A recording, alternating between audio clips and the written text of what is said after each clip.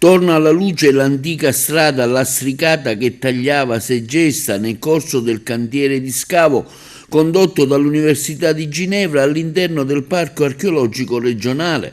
Sono stati scoperti diversi lastroni dell'antica strada che fu utilizzata fino al periodo medievale. Ne dà notizia l'assessorato regionale beni culturali e dell'identità siciliana. È un ritrovamento eccezionale che permetterà di riscrivere l'ampiezza dell'abitato di età ellenistica, ma già nell'orbita romana in attività sino all'epoca medievale, come denunciano importanti e bellissimi frammenti di ceramica. Gli archeologi sperano inoltre, si intuisce che la strada prosegua ben oltre e potrebbe condurre a una gorà. Attorno e sopra si è accumulato del terriccio facilmente asportabile. Sul posto stanno lavorando a supporto vari tecnici ed esperti e i giovani richiedenti asilo del centro Casa Belvedere di Marsala, che ha stretto un accordo di archeologia solidale con il Parco di Segesta e l'Università di Ginevra. La direzione del Parco archeologico di Segesta segue da vicino i lavori che stanno consentendo di rivelare ciò che si aspettava da tempo, permettendo così di cominciare a scoprire l'antica città di Segesta.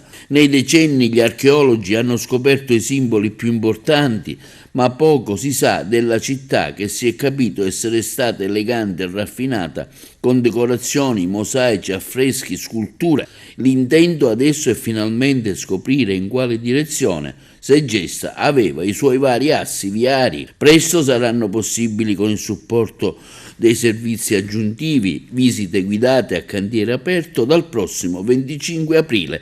Ma non è l'unico progetto che guarda a questa fase storica precedente il sito.